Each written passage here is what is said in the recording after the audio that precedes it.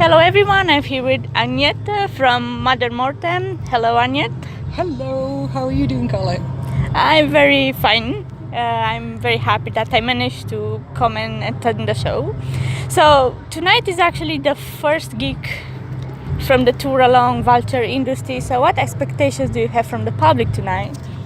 Well, actually the Vulture Industries have been saying a lot of really good things about the Romanian audience. So our expectations are quite high. We've never played in Romania before, so this is like a double first. The first gig in Romania ever and the first gig with the Vultures and the HLMs. So first day of tour is always a lot of, getting everything to work, but my expectations are quite high actually. So Romanians, please deliver. For sure we'll be a crazy audience. So you're still promoting your latest album called Marrow. Tell me, what is the public response on this album, both live and also from the social media, from the magazines, fans? Well, the reviews we've been getting from Marrow have been really amazing all around. And I think more than any other album that we've done, it seems like people really get the idea behind Marrow, that they're kind of like getting more what we were actually trying to say. Like some of the interpretations I've read,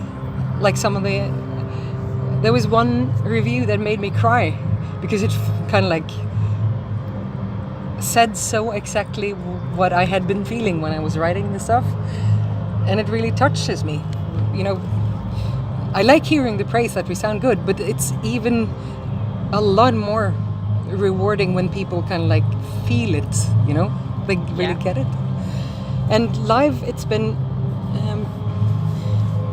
I think it's a little bit the same thing, because it's a very emotional album, and I think people are getting that.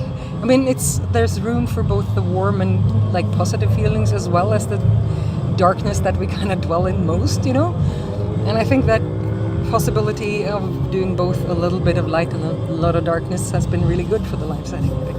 Yeah, but what's with the vegetable thing on the album? Because I have read some reviews and someone said about it. About the vegetable The vegetable thing. That's just a mistranslation, because marrow, what we mean is like the marrow inside your bones, It's the center of your bones, and it's also like an image for the core of your being, who you are in your marrow. In Norwegian, you would say that's like where your integrity and your personality is. But marrow in English can also mean the same as zucchini, the vegetable. Oh. So if you get the wrong meaning, it sounds like it's about I the haven't thought vegetarian about thing. it, to be honest. So I was wondering what this writer means about vegetable. Yeah, I mean, I like zucchinis. I do love eating them, but I wouldn't write about them, no. So it's about, really the whole Marrow thing is about staying true to yourself and who you are.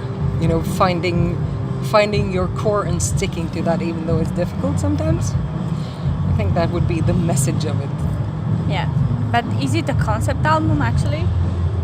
Not quite, I wouldn't say, because it's not like a storyline going from the song to the song. The songs are individual.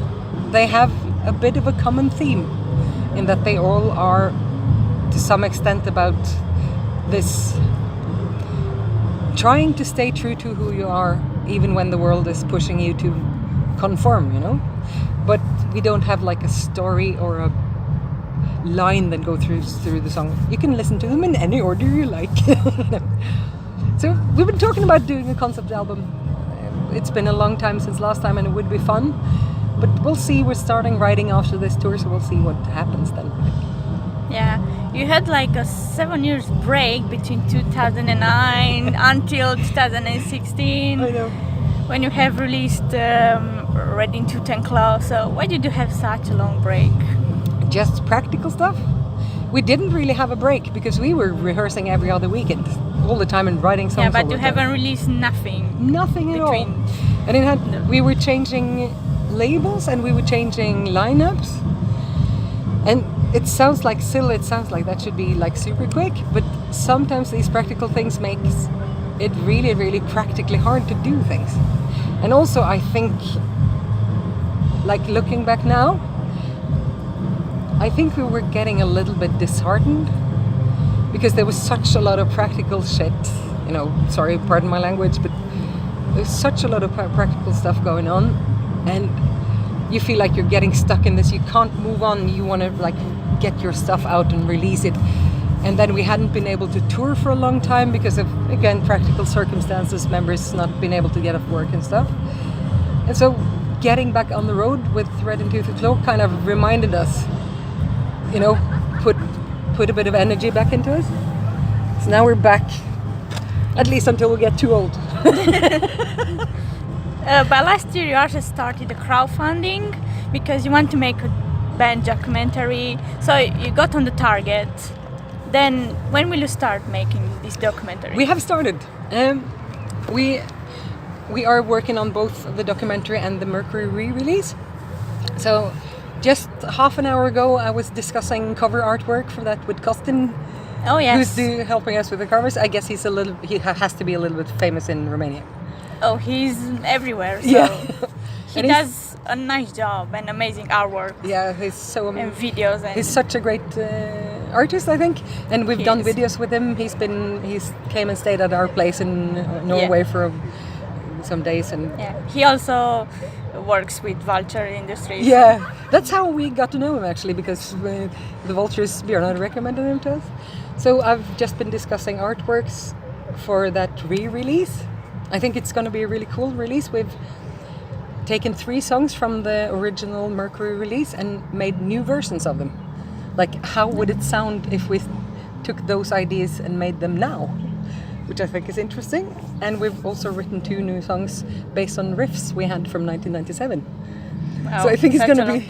It's such a long time, Obviously, none of us have aged at all. I was 1 year old back then, so... That's crazy to think about. No, but this idea that, then we were young and kids and inexperienced. And some ideas we didn't really know what to do with. But now we we have more skills, we have more experience, and we can do other things with the music. And to be honest, I think we're almost done with the recording, so I think it's sounding super good. And I'm really excited about that. And also getting Mercury out again, because it's impossible to get now. It's getting really expensive on eBay, and I think it's more interesting for people to actually get the music. That's the point, right? Yeah, nowadays more and more bands are releasing their old albums because some of them are discovering the music and they want. Yeah. So. And the documentary we're working with a guy called Randy Salo. He's from, he's an American really, but he lives in Munich with his wife, and he works for this small documentary company called Frex TV. Very talented, very nice guy. We started filming in February when we were doing the first of the recording for this re-release. And so we're going to he's going to come to Dresden the last date of this tour and do some filming there. And then we're going to do some filming for the anniversary gig when we start to rehearse for that and stuff. So that won't be out because we're doing the last filming in September.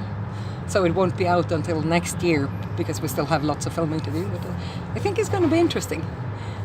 I mean, we're old, stupid people who still want to play the rock music, But in some ways, I think I'm hoping that we can manage to tell a story that's a little bit about, why we came to do why we ended up making this strange music, Like potato farmers and lumberjacks suddenly making all this progressive, bizarre universe thing. I don't know. Well, I'm pretty sure it will be interesting. We'll hope so.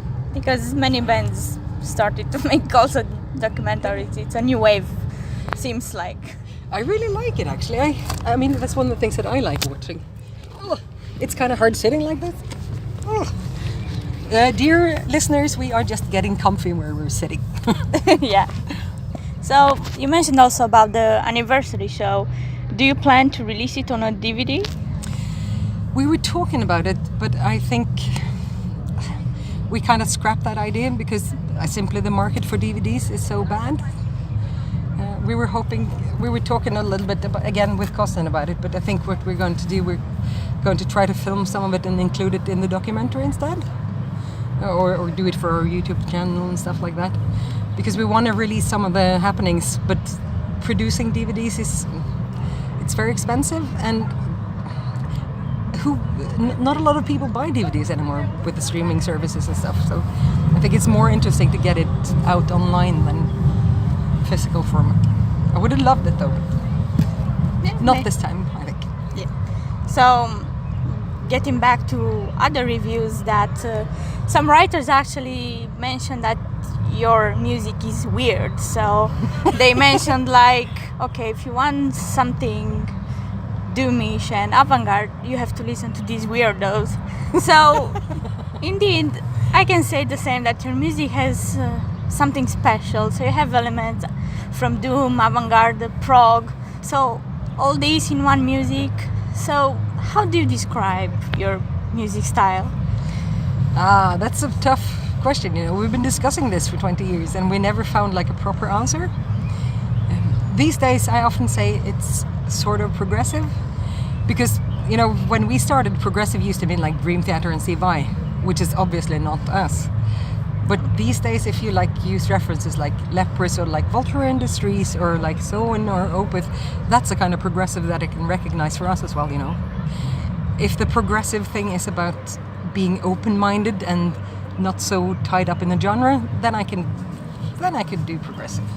But what I would like to say usually is just it's music, and you'll have to listen to it to figure it out, because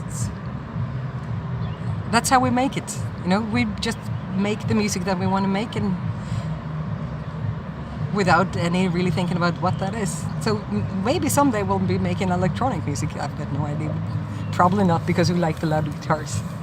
Well, Covenant, Yeah. which they were like symphonic black, and later they got into industrial. So Yeah, they did. why not? Actually, Kent, we have a temporary drummer for this tour because our drummer Mats is ill and has to be at home. But our temporary drummer Kent, he was actually filling in for Covenant for a while on one of their tours. So he's played with them a lot. And that's an example of how you can switch genres. Knowing us, we'll probably be doing everything in one album, Well, we are a mix of everything, Yeah, so we like people being have to schizophrenic. listen very carefully to figure it out on which genre to place you. Maybe it's doom, maybe it's prog, maybe it's gothic, maybe it's so you are all of them. So it's a bit hard to say. I think that's what I've been liking about the progressive scene lately, because it's been we were touring with Soen last year, and it seems to me that the audience is just open-minded. It's just people who really are interested in music, and they just come to listen. And maybe they like it, maybe they don't, but they come with an open mind and an open heart, and I really, really like that way of dealing with music, if you know what I mean. Just, what's this? The curiosity of it, I like that way of thinking. Yeah. So this tour, the documentary. So what are the plans do you have in mind after this tour is over?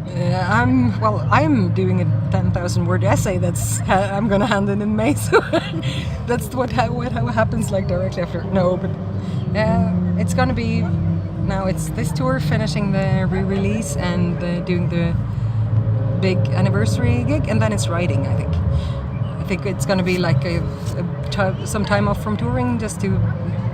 We have lots of ideas, and we just want to make a new album. That's great. We're trying not to make 7 years again of a break. Listen, hope not. Not to wait. No, it's again. too long. It's much too long. Yeah. Well, it was my pleasure to have this interview with you, Yeah, thank you so much. Too. and can't wait to see you on stage. Yes, I'm gonna go on soundcheck, I think. Thank you you so much.